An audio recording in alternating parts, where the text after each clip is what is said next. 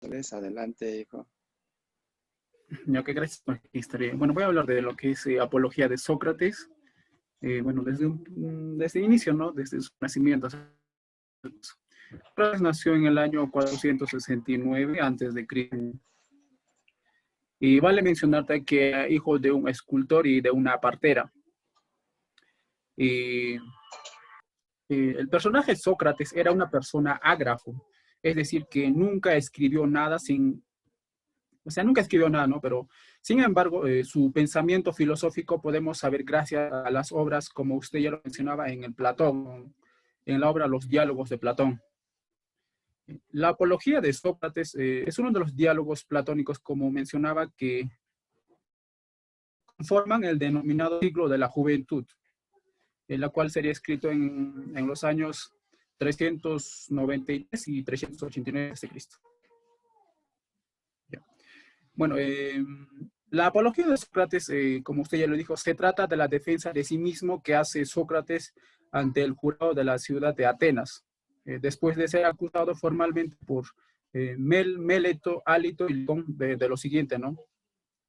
Que Sócrates es culpable por buscar y rebuscar las cosas subterráneas y celestiales, ¿no? Enderezar buenas las malas razones y enseñar esto mismo a otros, sobre todo a la juventud.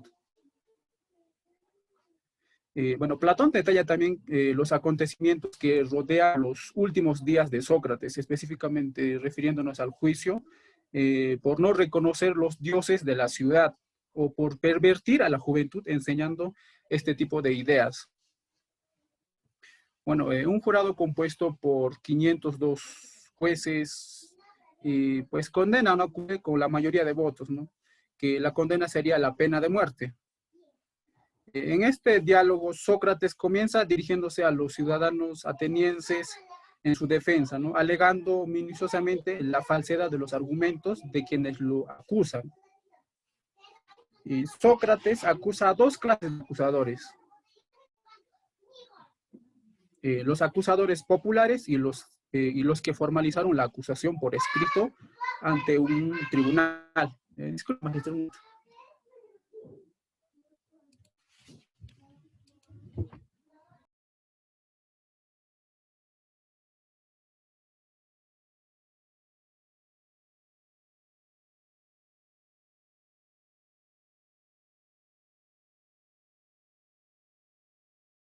sí, Sócrates acusa a dos clases de acusadores, los acusadores populares y los que formalizaron la acusación por escrito ante un tribunal.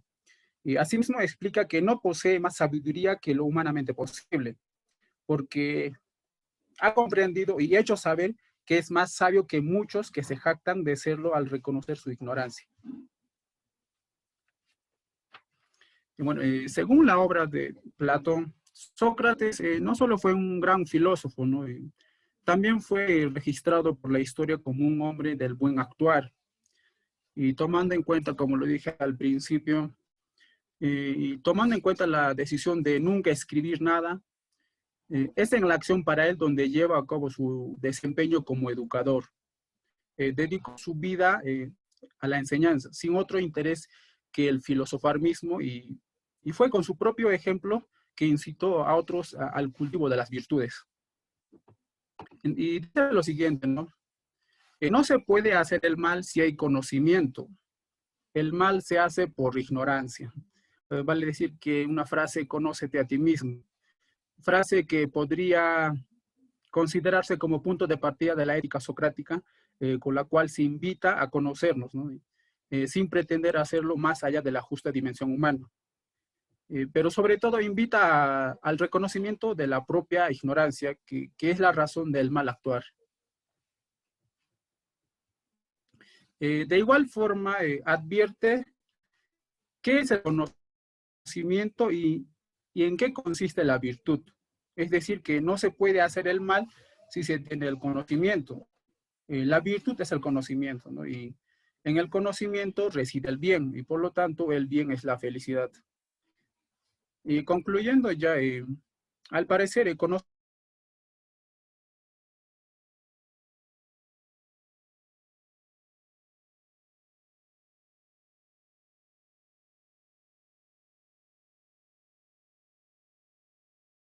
Habla usted de la enseñanza, ¿no? Que Sócrates enseña, pero resulta ser que en el mismo texto vamos a encontrar a un Sócrates que dice que él no enseña nada. O sea, tanto así que él se diferencia de otros, no filósofos, ¿no? Otros maestros, por así decirlo, los cuales sí enseñan e incluso cobran. Prueba de ello, él mismo menciona, es que es mi pobreza, dice, ¿no? ¿Por qué? Porque yo no cobro nada. Pues, si yo cobrara, entonces tendría dinero, pero básicamente en el caso mío no hago yo eso, dice, ¿no? Y prueba de ello es mi pobreza. Eso uno. Y en el caso de, el mal se hace por ignorancia. Bueno, ¿qué dicen? ¿Qué pasa con aquellos que tienen conocimiento de ese hecho y persisten en hacer el mal? ¿O es que se equivocó Sócrates o a qué se refería? Que la gente hace mal, porque alguien le preguntó, maestro, ¿por qué existe el mal? ¿Por qué la gente hace el mal? Y él decía, por ignorancia, hijo, por ignorancia. Pero ¿qué sucede si alguien ya conoce el mal y sigue haciéndolo, digamos, intencionalmente?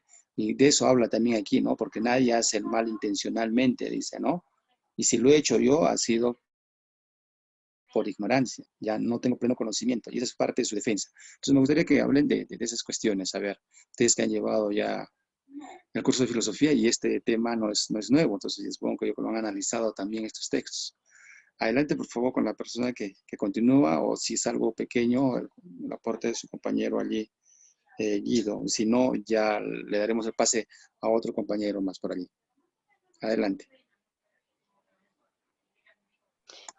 Profesor, buenas, buenas tardes. Buenas tardes, señorita. Adelante.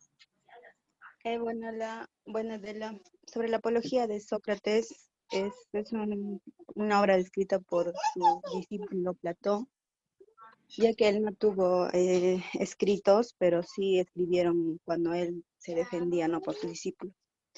Esta apología consta de 3 partes, y la primera parte es sobre la acusación, ¿no? Donde los jueces le acusan, los jueces,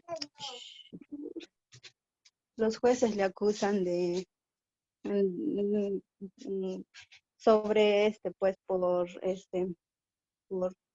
impiedad, ¿no? Por no creer en los dioses del Estado y por corromper a la juventud, ¿no? Eh, sobre la enseñanza pública en secreto.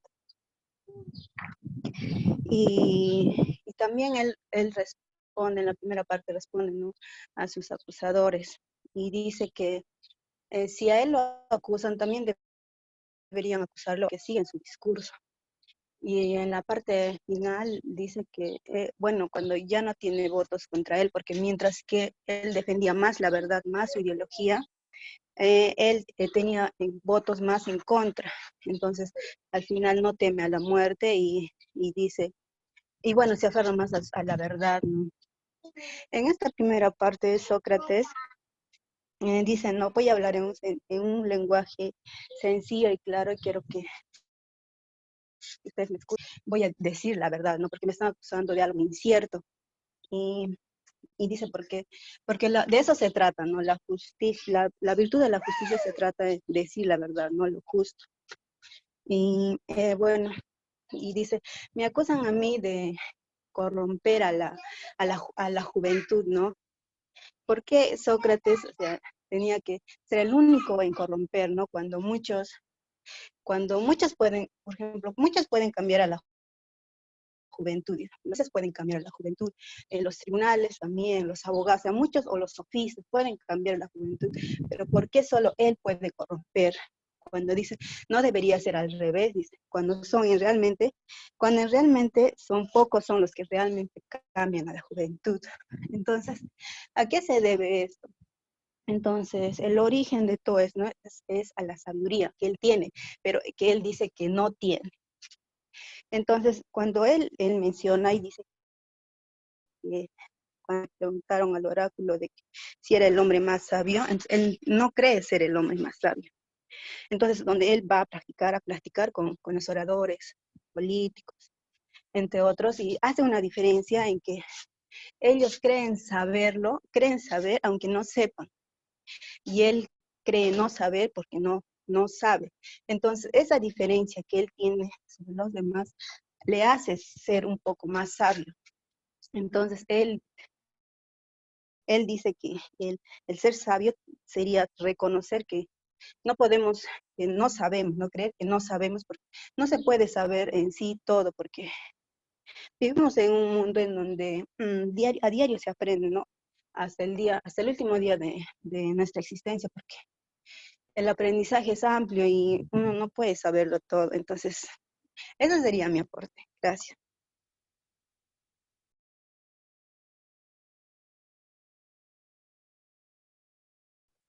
Ya, a ver, hay muchas cosas que decir aquí. Am, Hasta ahora estoy sintiendo de que no hay un análisis profundo de la lectura. Ya no sé lo que me digan ustedes. ¿Cuál es la percepción que tienen? He hecho algunas interrogantes, todavía no he escuchado alguna posición sobre ella. Otra interrogante más. Según incluso el texto, el mismo Sócrates dice, el mal jamás vence al bien. ¿Sí? ¿Están de acuerdo con eso? Efectivamente, el bien siempre va a salir triunfante. Muy bien, dice, primera premisa. Entonces, según mis acusadores, yo represento al mal. Así es. Y entonces, ¿ustedes son los buenos? ¿Ustedes representan al bien? Claro que sí. Los jueces también. Y los jóvenes también. Entonces, bajo esa lógica, dice Sócrates, ¿cómo es que yo puedo corromper a los jóvenes? Es decir, cómo el mal, o en este caso la ignorancia, como dice Evelyn, va a ganarle a la verdad, le va a ganar a lo que está bien. Eso es imposible, es un pensamiento contrafáctico. Ya, entonces creo que allí mis acusadores se equivocan y no dicen la verdad. Miren, los argumentos que arguye, porque básicamente dice que el mal nunca va a vencer al bien, salvo que la persona lo permita. Ya, y de eso es que hemos hablado más adelante, hemos dicho, este, eh, ¿por qué se hace el mal? No me han respondido todavía, por ignorancia. ¿Cómo así? ¿Cómo así? Entonces quiere decir que las personas que saben qué es el mal y la siguen cometiendo, ¿no conocen el bien o siguen siendo ignorantes? ¿O es que están pensando de que sí saben cuando en realidad no saben nada? Que es a lo que mencionaba o lo que siempre repite Sócrates aquí en este diálogo, ¿no? Por lo menos yo soy consciente, tengo conciencia plena de que no sé nada, ya sé algo, a diferencia de aquellos que dicen que saben, pero en realidad no saben nada y viven en su ignorancia, pensando que saben mucho, pero en realidad no saben nada. Y eso los hace ignorantes. Y en cierta manera él está buscando demostrar, incluso menciona, de que él no iba por el mundo buscando esa respuesta, quién es el hombre más sabio, porque a él se le ocurriese, sino porque era designio de los dioses, porque lo había dicho eso. Su gran amigo le había comentado, ni siquiera él había ido, ¿no?, a preguntar quién es el hombre más sabio, porque a él no le interesaba eso. Lo que le interesaba es encontrar la verdad. Su amigo es quien le dice, no, pregunta al oráculo de Delfos, Querefonte, su gran amigo, y le dice, ¿sabe qué? El hombre más sabio, pues es Sócrates.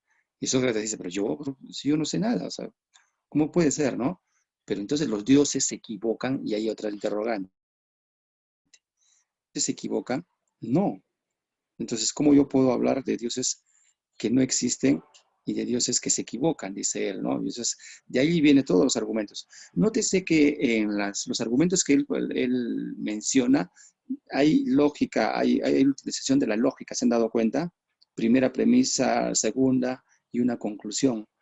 ¿Ya? Primero tenemos eso, dices aquello, sin embargo esto, conclusión, entonces, luego, ya hay lógica proposicional, que es, la va a tomar Platón y después quien la va a mejorar, por así decirlo, es Aristóteles, ¿no? Padre de la lógica.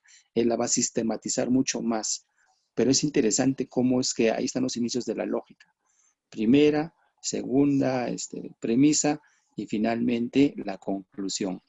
Si hay esto y ahí ocurre aquello, entonces será esto.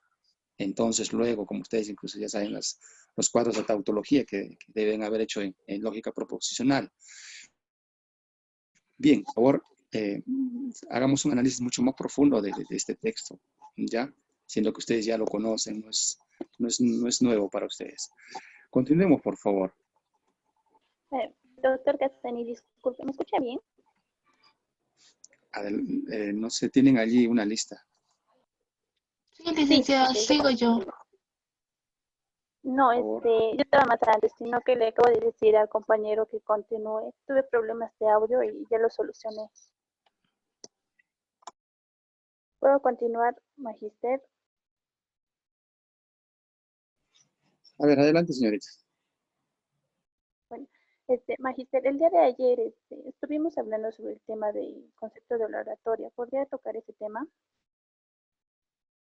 A ver, la escuchamos, adelante.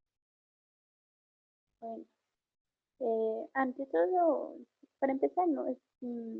Tenía sobre acerca de una historia acerca de rey Jorge VI, ¿sí? Que tenía problemas de salud. Bueno, se describe que era una persona muy asustadiza y propensa a llorar. Esto porque mayormente tuvo una educación muy, muy rígida, ¿no? Por su padre. Eh, Mantuvo una relación pues fría con ellos y distante con los padres. Esto también pues va a influenciar bastante porque él nace zurdo, pero sus padres lo van a obligar a que él escriba con la mano derecha. Quizá los factores que hayan marcado psicológicamente al momento en que él va a asumir el reinado, pues esto le va a hacer un daño perjudicial en su futuro, que lo va a llevar pues a desarrollar la tartamudez. Su condición va a empeorar cuando va a empezar a asumir compromisos oficiales, haciendo de esta manera que en uno de sus discursos fuera calificado de humillante, desastroso y doloroso. Bueno, al paso de su mayor humillación y ridículo al hacer este discurso, va a hacer otro discurso de una manera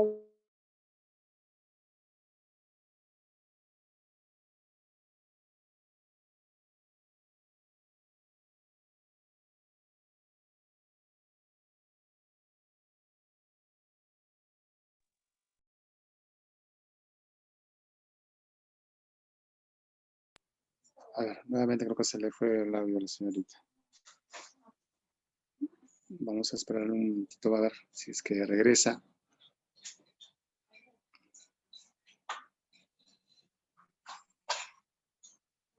A ver, retomemos algunas cosas ya, mientras se puede ver, si no, ya para continuar. ¿Es verdad que Sócrates no creía en los dioses? ¿Es verdad? ¿O es que él, a diferencia de otros, lo que hacía era cuestionar, lo que hacía era preguntar? Y ustedes saben que cuando uno se mete con los dioses o con la religión, normalmente lo que ocurre es que las religiones son dogmáticas, entonces no se pueden cuestionar. Y ahí hay un problema terrible, ¿ya? Entonces, él está cuestionando, está preguntando, no solo de los dioses, de cualquier cosa, ¿no? De todo. Y cuando incluso a sus adversarios les dice, pues, ¿de qué me acusas? Bueno, creo que te has inventado un dios. ¿Crees o me he inventado un dios? No, tú no crees en Dios. Pero entonces si hablo de los dioses, de alguna manera creo en un dios. Entonces no quiere decir que soy ateo o soy ateo. ¿Sabes? Entonces hace que entren en contradicciones, ¿no? O sea, ¿cómo puedo hablar de los dioses si es que los ignoro? No tendría que hablar de ellos, porque no conozco a los dioses. Y conozco alguna divinidad, entonces acepto de que las divinidades existen, ¿o no? Claro. Entonces no puede hablar alguien que hable que mencione a las divinidades sin hablar de dioses, ¿no? No puedo hablar, incluso menciona, ¿no? No puedo hablar de la música de la flauta sin hablar del flautista. O sea, no puedo decir que existe la música de la flauta y luego decir que no existe el flautista. Pues, ¿de dónde sale pues la música? Y entonces, esos son argumentos que él va a utilizar y con los cuales, de cierta manera, algunos van a decir, nos va a enredar, cuidado con nos va a enredar.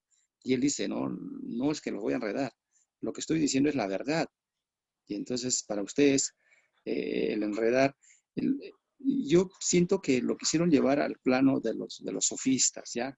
La diferencia entre Sócrates, que es un filósofo, y los sofistas, es que el sofista persuade, igual que él también, que Sócrates, pero la diferencia es que uno busca la verdad, Sócrates busca la verdad, mientras que al sofista no le importa. No le importa encontrar la verdad, lo que le importa es demostrar en cierta manera su propia verdad. Eso es, ¿ya? No importa si es verdad o no, lo que quiere demostrar es que él tiene la razón. Eso hacían los sofistas. Quiere decir que hasta una mentira podría convertirse en verdad, sí, ¿ya? Pero en el caso de Sócrates, no, él buscaba la verdad, 100%. No hacía ver la mentira como verdad, como sí lo hacían los sofistas. Y eso le molestaba muchísimo, ¿no? Le molestaba muchísimo. Ya, esos eran pues entonces los maestros de la elocuencia, ¿no? De darle la vuelta a las cosas, ¿no? Sócrates decía, no, yo busco la verdad, y aquí me hacen ver como un mentiroso. Y si para defender mi vida tengo que seguir diciendo la verdad y pierdo con eso mi vida, entonces perderé la vida. La muerte no es un castigo, pues entonces, al contrario, sería un premio para mí. Ya, ese es el asunto aquí, ya, con Sócrates. Seguiremos. Adelante, por favor. Sí, licenciado. Buenas tardes a todos mis compañeros también. Adelante, adelante. Ya, licenciado, empezaré. Creo que ya todos iniciaron diciendo, ¿no? Que este libro fue escrito por Platón, que manifestó, ¿no? El diálogo que se pronunció entre Sócrates y los jueces por corromper a la juventud y no creer en los dioses. Bueno, en fin, usted dijo que se dividía casi en tres partes, ¿no? La acusación, la aceptación y la pena y la profecía. Bueno, en la primera parte de la apología de Sócrates se da a conocer la decisión de los jueces que se refieren a la culpabilidad de Sócrates. Por parte de Sócrates, el acusado deja claro que los cargos que se le atribuyen no son certeros y también responde a aquellos que dan a entender que es un hombre peligroso por enseñar en secreto. Como ya lo dijeron, por otro lado, afirma que si se le acusa a él de enseñar en secreto, ¿por qué no también se debería condenar a aquellos que han seguido sus discursos, como ya bien lo mencionó? Bueno, seguidamente Sócrates apunta el orden en que va a llevar a cabo su defensa. Así afirma que primero responderá a sus acusadores. Bueno, más tarde se da a conocer las acusaciones a las que Sócrates trata de responder.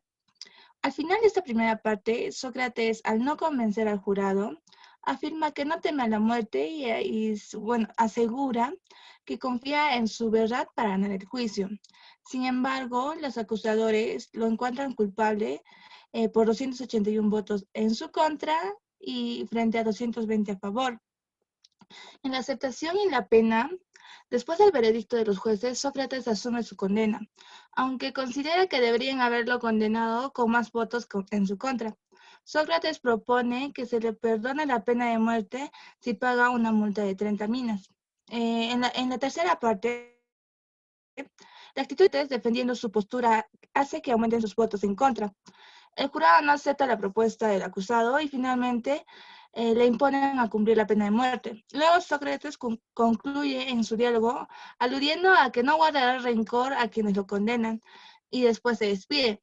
Bueno, en las acusaciones Sócrates alude que diga a los acusadores anónimos las imputaciones que le han llevado a su juicio han sido de los tres nuevos acusadores, quienes curiosamente representan a los gremios de Sócrates, venían criticados poetas, políticos y oradores. Así por boca de Mélito, se da a conocer las dos acusaciones por las que se ha condenado a juicio, y estas son la impiedad y la corrupción de jueces. La impiedad de no creer en los dioses del Estado, a quienes supuestamente sustituía como extravagancia demoníacas, y la corrupción de la juventud, pues muchos jóvenes estaban siguiendo su discurso y se habían convertido en sus discípulos. Bueno, al momento de defenderse, algo curioso es que Sócrates no trata de pedir perdón a nadie por su forma de vida, más bien utiliza la palabra para explicar a los jueces por qué su forma de hacer puede ser beneficios para todos. Aunque finalmente Sócrates es condenado, probablemente porque con su actitud era soberbia. Realmente el acusado no traicionó los principios que defendía en vida. Asimismo, en algún momento durante el juicio va a entender que no teme a la muerte. Bueno, La alusión a los sofistas. Una de las calumnias que fueron lanzadas hacia Sócrates fue precisamente el de corromper a la juventud mediante enseñanzas públicas llevadas a cabo en secreto. También lo acusa de mezclar las cosas divinas con las terrenales. Por eso, para muchos, Sócrates era hombre peligroso. Bueno, en su defensa, admite que las enseñanzas no son como de los sofistas. Sus coetáneos, los cuales exigen un pago por sus enseñanzas. Asimismo, afirma que jamás se han involucrado en temas divinos. Bueno, una parte que me llama más la atención es que en el oráculo y su sabiduría. Sócrates se preguntaba cuál puede ser el origen de las calumnias que se han propalado contra él, para lo que responde que su mala reputación se debe a la sabiduría que aparentemente existe en él, aunque Sócrates no se da por sabio. Después Sócrates, convencido de que no podía ser el más sabio, decidió investigar entre los gremios que representan la sabiduría. Dialogó con los políticos, poetas y oradores. Entonces, afirma que todos creían saber más de lo que realmente sabía. Establece así una comparativa entre estos y él dice, pero esta es la diferencia, que el que cree saberlo aunque no sepa nada y yo, no sabiendo nada, creo no saber. Bueno, aquí encontramos la escena de actividad filosófica de Sócrates. Bueno, al menos así lo expresa su discípulo Platón. Para Sócrates, la verdadera sabiduría residía en reconocer, en no saber nada. Bueno, casi al último, probablemente Sócrates hubiera rogado compasión a los que los juzgaron, se hubiera librado de la muerte o hubiese saldado su pena con el exilio. Sin embargo, no lo hizo porque prefería reflexionar sobre por qué no le temía la muerte. Y bueno, así Sócrates mantuvo una postura racional frente a su deseo. Más que afrontar la muerte como un mal, prefirió asumir como un bien. Pero si la muerte es como un tránsito de un lugar a otro, y así según se dice, allá abajo está el paradero de todos los que han vivido. ¿Qué mayor bien se puede imaginar, jueces míos? Fue lo último que dijo, ¿no? Y el jurado determinó su muerte y Sócrates, antes de morir, advirtió a sus acusadores que no tenían ningún resentimiento hacia ellos. Esa sería mi participación, licenciado. Sí, sí, vas a encontrar el resentimiento, sí lo vas a encontrar en Platón, ¿no? Cuando lean a Platón, él sí más bien quedó resentido con los atenienses. Ustedes han seguido ya la vida de Platón y van a darse cuenta a un Platón resentido, porque no podía entender en su lógica cómo es que los atenienses vayan a matar al hombre más justo que tenía precisamente Atenas. ¿Cómo vas a matar al hombre más sabio, al hombre más justo, más virtuoso? Y eso no le cabía en la cabeza, ya no le cabía en la cabeza que ocurriera esas cosas, ¿no? O sea, ¿qué sucede con los atenienses? Entonces Platón, ahí encuentra un Platón resentido, ¿no?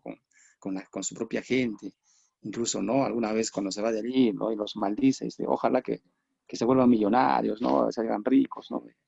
Porque la riqueza era vista mal por Sócrates, ¿no? En la simpleza estaba la felicidad, decía él. Ya tenemos otras derivaciones. Muy bien, muchas gracias por su aporte. Licenciado. Seguiremos, por favor. Buenas, doctor. Buenas tardes, Buenas tardes, doctor. Valerio. Adelante. Ya, una de las partes que quiero hablar de esta Apología a Sócrates que lo escribió Platón, ¿no? Es la parte del principio, cualidades de orador. Bien que él nos dice cuando da inicio a su discurso, ¿por qué dice cualidades de orador primero? Porque él va a hacer su defensa mediante el habla. Por lo cual hemos dicho que la oratoria es la capacidad de hablar bien en público y persuadir.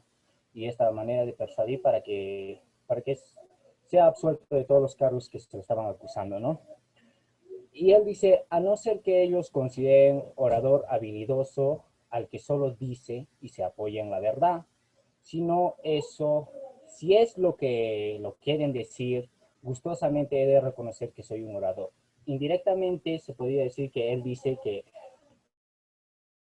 todos los que están hablando, si para ellos lo que están diciendo y para ellos es verdad, entonces yo me considero en mi discurso que soy un buen orador, que voy a exponer su defensa, su alegato, ¿no? Y bueno, hace rato usted lo mencionó, lo que es el testimonio del dios de Delfos, que sería Querofonte. Fue a preguntarle al dios de Delfos de quién, al oráculo, ¿no? De quién era el más sabio del mundo, y este le respondió la pitonisa diciendo que que el más sabio era pues Sócrates, ¿no? Sócrates, bueno. Y cuando se lo cuenta esto, después de enterarse, Sócrates se queda pasmado, digamos, ¿por qué me dice que soy el más sabio sabiendo que yo no soy sabio? Entonces, tantas veces pensarlo, entonces empieza a examinar a los políticos primero. Y de ahí vienen las tres partes: la ignorancia de los políticos, de los poetas y de los artesanos. En la ignorancia de los políticos, los examina y ellos se jactan de saber mucho. En realidad pero en realidad no sabían. Por lo cual, Sócrates dice que yo soy más sabio porque al menos reconozco que no soy sabio, porque ellos no reconocen que no son sabios, dicen que son sabios y pues por eso soy más sabio que ellos. De ahí va a lo que es la ignorancia de los poetas. Y los poetas sabemos que practicaban en el género literario y también en la persuasión. Y ellos serían los más sabios también, pero en todo lo que hacían, no solo en eso, sino en todo. Pero en realidad no era así y por eso también Sócrates alude que es más sabio que ellos. En la ignorancia de los artesanos da que ellos, porque dominaran una técnica o sabían hacer lo que estaban haciendo, pensaban que sabían hacer todas las cosas en todas las profesiones que había, eran los mejores. Supuestamente ellos se jactaban de eso, por lo cual no lo eran. Y hay sufragio, solo sé que nada sé, y eso es lo que da mucha referencia a esta parte de la ignorancia de los poetas. También en la parte que Lincoln le acusa, que es como si fuera el líder de los pro de los oradores, se podría decir. En los discípulos aprendieron mucho de ello, ya que empezaban a imitarlo a él. También sabemos que empezaron a imitarlo, ya que no le seguía mucha gente, pero le seguía gente acomodada, un poco acomodada. Y hace una diferencia entre los sofistas. Y también dice que los sofistas se enriquecían ellos por cualquier persuasión que hacían, digamos. Pero también cita a algunos filósofos que iban de ciudad en ciudad impartiendo conocimiento, pero sin nada a cambio, ¿no? Eso sería mi aporte docente.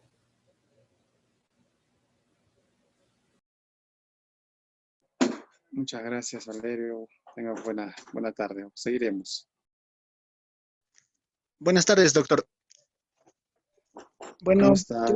¿Qué tal? ¿De qué vas a hablarnos? de la oratoria, doctor. Voy a hablar un poco de la oratoria. Bueno, sabemos que el temor más grande de una persona es hablar en público. Y bueno, según estudios, no lo digo yo nomás, el que está en segundo lugar es el temor a la muerte. Por eso se dice que si vamos a ir a un entierro, es mejor ir dentro del ataúd que ser el encargado de hablar en el funeral. Bueno, en la comunicación, ya lo había mencionado una vez, pero lo voy a recalcar, que el 55% es el lenguaje corporal, lo cual incluye gestos, los ojos, la postura, incluso nuestra propia respiración. Por eso cuando nosotros queremos forzar una situación, el cuerpo nos delata. O sea, podríamos fingir los gestos, pero no todo el cuerpo igual. Por eso es mejor resolver las situaciones personales cara a cara que por un celular, WhatsApp, redes sociales, ¿no? Porque ahí ya sabes la verdad. Siempre al dar un discurso se debe analizar al público. Debemos analizar el nivel cultural en el que se encuentran, sus problemas, sus intereses, incluso las necesidades, y de acuerdo a ello hacer la disertación.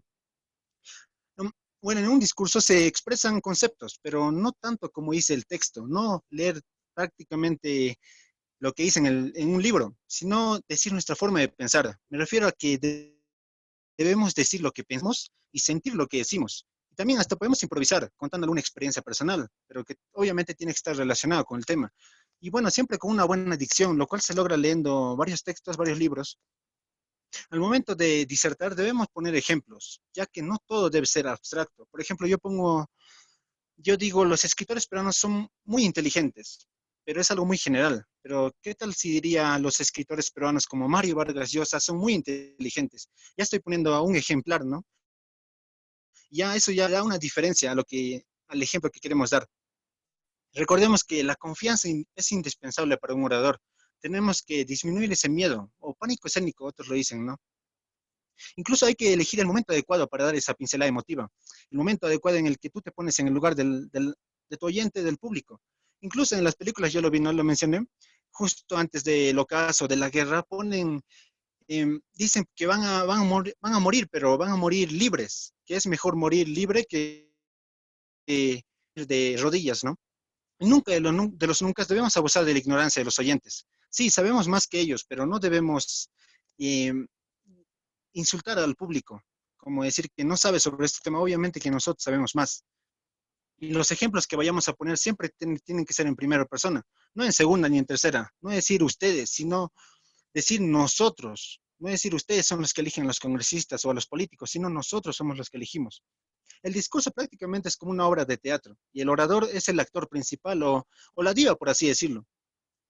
Y bueno, para finalizar, siempre antes de cada discurso que nosotros damos, hay 3 discursos. Me refiero que antes de dar yo este discurso o esta disertación, yo tuve que hacer una práctica al menos, que sería 1. Y la segunda es la que estoy dando ahora. Y la tercera es la que voy a analizar o la que me ha gustado dar, sin errores, un mejor discurso. Solo eso, doctor. Muy bien, muchas gracias por tu aporte, Joan. Que tengas buena tarde. Gracias, doctor. Igualmente. Sí, cuídate. Seguimos. ¿Aquí más tenemos por ahí?